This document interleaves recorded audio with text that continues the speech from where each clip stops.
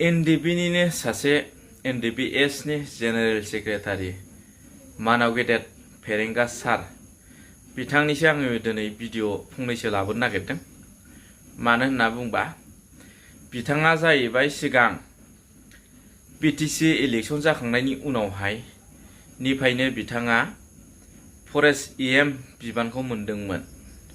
नाथाय बिथाङा forest EM बिबानखौ मावथ'आलासिनो दोनथ'नानै बिथाङा हम डिपार्टमेन्ट बिबानावसो मावथ'नानै दंमोन आरो 5 बोसोर कमप्लिट जानायजों लोगोसे दिनैसो बिथाङा बुजिबाय फरेस्ट इएमनि जेनाखि बिबानखौ लानायजों लोगोसे अबेबा गामियाव गावनि 14 नं चिरां दुवाराव दै हैनाय नङा होमबा, अबेबा जायगायाव माबा मोनसे गावनि जेनाखि इबार देरहाबावनांगौनि सार्थखौ लानानै गिदिंदों।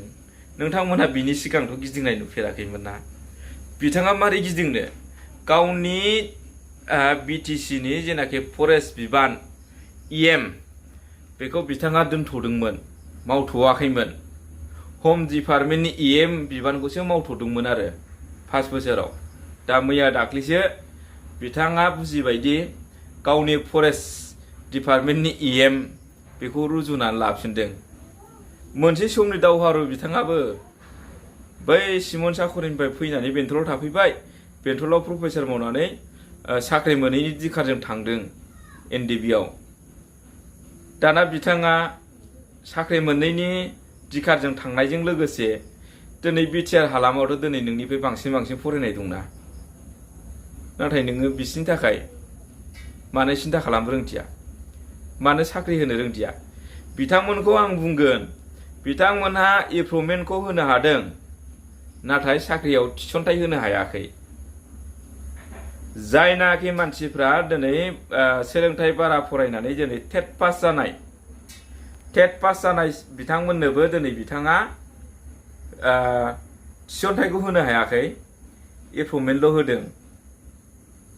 दा होमबा बेयाव साननो गोनां, एपइन्टमेन्ट मोननायजों लोगोसे बेहा साख्रि मोनबाय नामा टिचारनि, मास्टारनि, नङा होमबा? मोनाखै। आरो बेबो मा, सोरनावबा 3 लाख, सोरनावबा 4 लाख, सोरनावबा 5 लाख कालेक्सन। बेखौनो बुंगोन बिथांमोना मा, बिरना फैसायाव माने एपइन्टमेन्टखौ होदों, एपइन्टमेन्टखौ होदों। दा बिथांमोना बेखौ बुंबाय थायो आरो फोरमान नांगौबा आं होनो हायो। खिन्थु बिथांमोना आंनि सायाव काउन्टार माला होयो आं बेखौसो नेगासिनो दङ।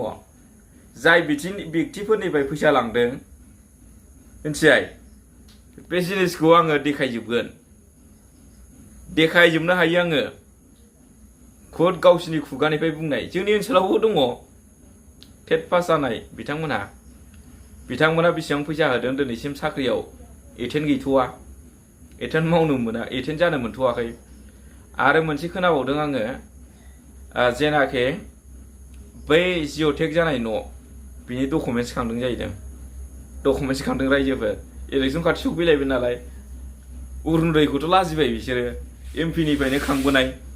आंनो खुद एमएलएजों थाबोनाय नालाय, एमएलएजों थानानै आं मिन्थिबोजोबखानाय। प्रमद बर'निसो अरुनदय फर्मआव गां पिकचार दङ रायजोफोर। दा बे हिसाबै बिथांमोना बेखौ लाजिनानै बेखौ मावथ'नाय नङा। नोगोद प्लास खालामगौमोन बिसोरो, खिन्थु बै पर्बत जरानि हाखौ फाननो हानायमोनब्ला। नाथाय हायासै। हायि हिसाबै बिसिना बेजों मोनसे नाटकआ फैला आरो, नङाबा बिराद नाटक खालामगौमोन। बयखौबो बे आदानि कम्पानियावहाय साख्रि होजोबसिगोन होननानै बिराद डकुमेन्टस खांगौमोन आरो बिसोरो। जाम्बानि खियाव थाम्फै बाया होननायसो। मानो प्रमद बर'आ पिइउल' पास, बिए पास होनना बुंना लाबाय। एबार फैगोन बिटिसि इलेक्सनाव लेखा फरायै आं ल' फरायनाय होनना बुंना लागोनलाय बियो, लाजिनो रोङिया। नोंथांमोना बेखौ मोजाङै सिन्था खालाम।